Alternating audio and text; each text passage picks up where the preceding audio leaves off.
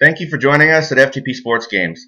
We're going to continue now with the example game between Miami and San Francisco, with Miami up 7-0 after a Joe Montana interception, returned 46 yards by Don McNeil for a touchdown, and San Francisco's gotten off to a little bit of a rocky start here, and Miami's up 7-0. So we're going to move on to the second series now, and we'll start off with a kickoff.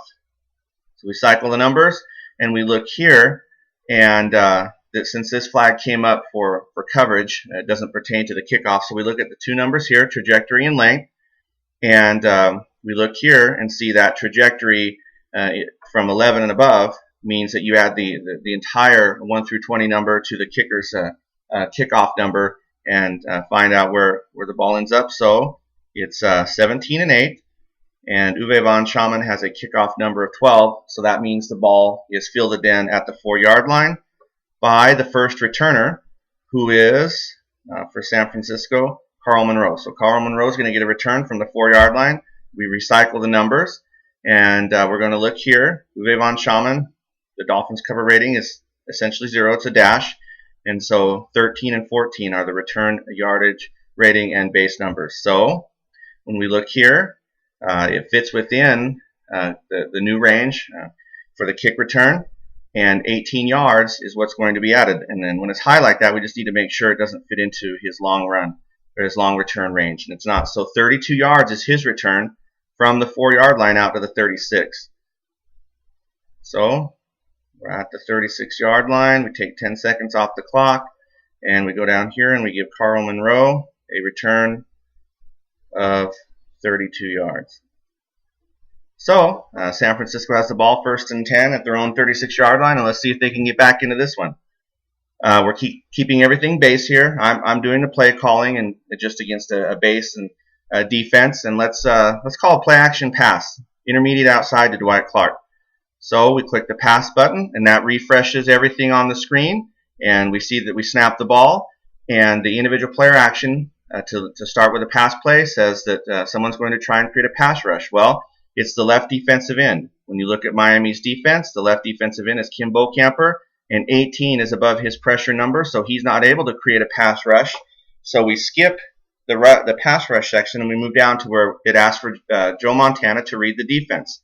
So that number is 11. We look here, and we use Joe Montana's quarterback rating, which is 20, so it's inside of that. So he has time. He reads the defense, and now we're going to see if the play action pass, the play action fake did not work because it requires a number of 10.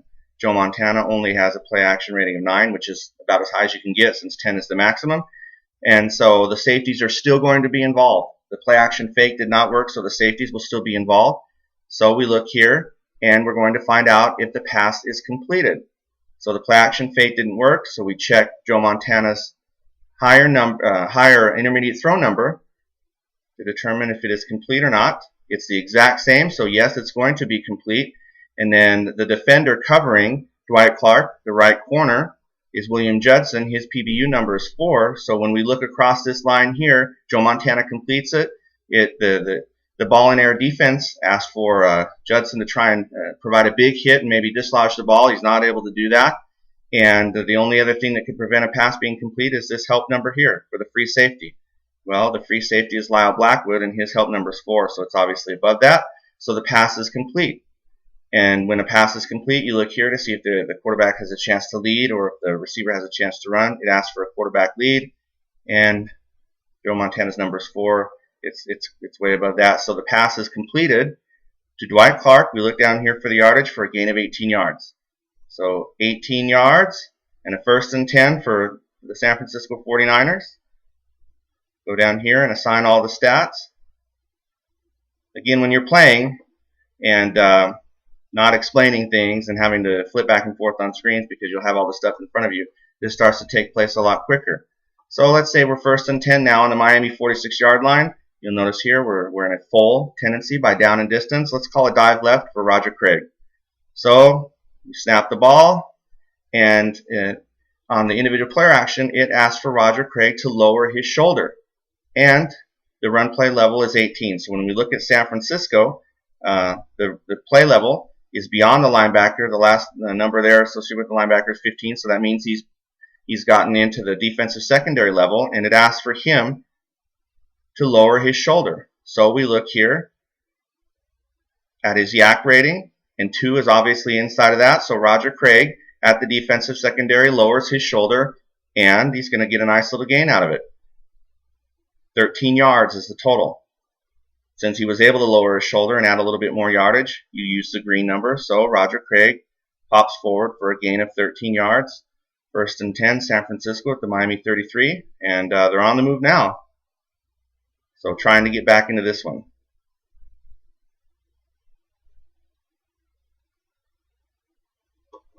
Let's run an edge run right to Wendell Tyler. Hit the run play, false start, left guard. Nope, it's above his number. So edge run right.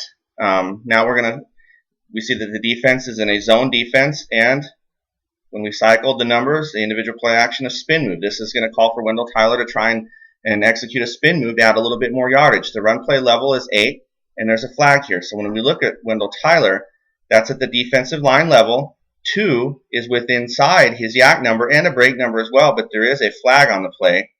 As we see here, it calls for a flag, and Wendell Tyler has a penalty number. He used the same one for everything associated with running backs, and on this play, and it's a 2, so we do have a penalty. So we look back here and see that on a YAC play, it's a clipping, illegal block in the back, and since it was an IP that asked for extra yardage, that's from the spot of the foul. So when we look back here, the defensive line level was 2 yards, so he does gain 2. We only put 20 seconds on the clock, or subtract 20 seconds on the clock for the penalty. 2 yards forward, 15 yards back, and it still remains 1st down. So we assign San Francisco a penalty yardage of 15, and it starts to, you'll notice here, starts to fill out the statistics. Starts to put the information in. So you can go through and see what's happening as the game takes place. Alright, so now 1st and 23 from the Miami 46-yard line. Let's call a screen pass to Roger Craig. So on the screen pass right here, we see that the snap of the ball takes place. Remember, this right here tells you what the defensive coordinator would likely call, depending on what you chose down below. But since we're making the calls, we're only calling for a man defense. And the individual player action is, it's a middle screen, so it's a screen block. And the right guard is going to try and provide screen blocking with the number of 5. So when we look at San Francisco, Randy Cross has a screen number of 19. It's well within that. So that means that since he provided the blocking, the base level number is 6. Now we look to see this number here. If Joe Montana completes it, obviously he does. You're using the higher number since the pass blocking was provided for the screenplay. And then on the pursuit, now we're going to determine if the receiver, Roger Craig in this case, is able to add any yardage. So it calls for him to try and break through all the chaos around the line of scrimmage, all the trash around the screen. It's a number 10, and we see here that Roger Craig has a YAC rating of 15, and you'll notice a flag was there, and for the number 10, it's well above 1. So Roger Craig is able to catch the screen pass and pop forward. Since the blocking was provided, we start here. Since he did break through, we move here. So Roger Craig, 11 yards on the screen pass. So give 11 yards to Joe Montana. Roger Craig, we'll assign him a reception.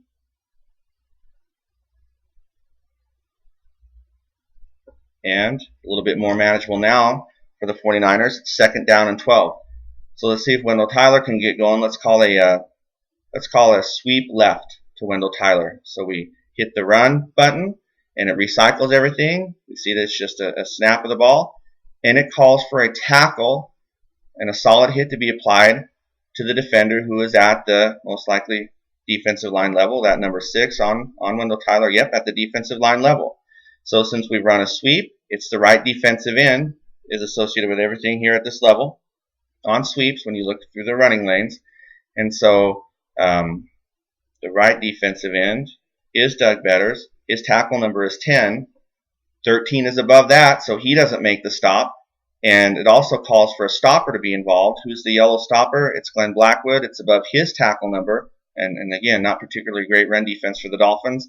and neither one of those players is able to do anything that would move Wendell Tyler down to this red number here for a defensive stop. So it's at the defensive line level, and it is the red number since the defense wasn't able to make the play. So a gain of 3 yards for Wendell Tyler, and we move to third down. All right, so third down and 9 from the Miami Dolphins 32-yard line, and obviously this is going to be a pass play. Let's go 3 wide on the package, and let's call, looking at our team here, let's try and get an intermediate inside pass to Freddie Solomon. So cycle the numbers by clicking the pass button, and we start off. Snap happens. Pass blocking. The right guard, he's called on to provide pass blocking. That's Randy Cross. It's well within his range, so he gives Montana time. We skip down here, and it calls for the receiver to get open. You'll notice that the P for pocket is here in a number. So if Freddie Solomon weren't able to get open, we'd have to check Montana's pocket rating. And since it's 20, it would have been a sack.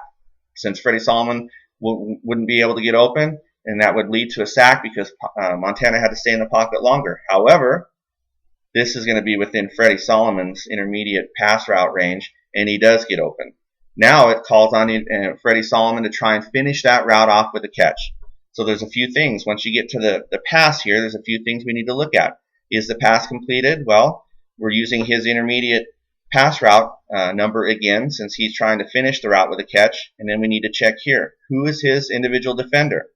Well, the left corner for Miami is Don McNeil. His PBU number is 3, and 5 is above that. The only other thing to consider is if the safety help number applies, and the strong safety is Glenn Blackwood, it is within his help rating. So Glenn Blackwood will come up and break up this pass. He'll be able to do something to cause it to be incomplete unless Joe Montana can manipulate him either with his eyes or a shoulder shrug or whatever, and it requires that Montana have a grade of A in order to do that, and he does. Obviously, it's Joe Montana, good year during that season, so neither the individual defender nor the safety influences the play, and the pass is completed to Freddie Solomon for a gain of 18 yards, and it's above Joe Montana's quarterback lead number. So they convert on 3rd and long.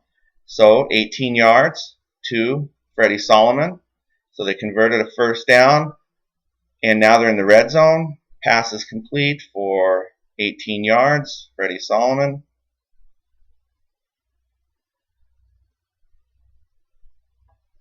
And the 49ers are on a nice little drive here. So let's go back into the base formation, and let's hit Roger Craig on a dive play to the right. So now we have a star designation that's come up.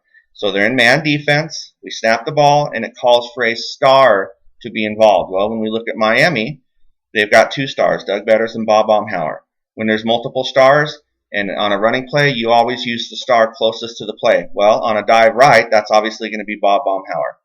So the individual player action called for Roger Craig to try and stiff arm his way to a little bit more yardage. The run play level is 3, so that's at the no gain level. So there's not much going on this play, and Roger Craig's going to try and stiff arm. It's above his yak rating, but let's see if Bob Baumhauer can stuff it. Since a star is involved, we use this number as well to check with his tackle number, and it is above that, so it's just no gain. Roger Craig doesn't execute, and Bob Baumhauer doesn't stuff it for less, so no gain on the play. 2nd down and 10. San Francisco is the West Coast offense, and they do like their screens, and Roger Craig had a ton of catches in 1984. So let's try a little screen pass again on 2nd down and 10. Obviously, they're in a zone here, so the defensive coordinator, and under normal circumstances, if you had him calling the plays, he would have called for a box, but we were just in base, so it's zone. So we call a screen play, the snap happens, and it's calling for someone to blow up the screen. Well, it's the blue highlighted defender here, which happens to be Bob Baumhauer. He has a pressure number of 11. 7 fits inside of that, so he blows up the screen. Bob Baumhauer blows up the screen, which means it's going to start at the lower level of red. Now, let's check if the pass is complete or not. 6 obviously is going to be. We're using the lower screen rating for Joe Montana, but 6 is still well inside of that, so it is complete. And now Roger Craig is going to try and burst through the defense for a little bit more yardage. There's 4 more yards available if he can do it, or even go for longer. But this breakthrough number of 11 does fit inside his yak, but nowhere near his breakaway rating. So Bob Baumhauer blows it up. It starts here, but Roger Craig is able to bust through a little bit and pick up 7 yards. So now we're going to be 3rd down and 3 at the 7-yard line. All right, so 3rd down and 3. Lots of things available on this kind of play. All right, so let's go with a quick seam to Russ Francis, and we are in the red zone now inside of the 10. So just a little review here of the sideline football game instructions.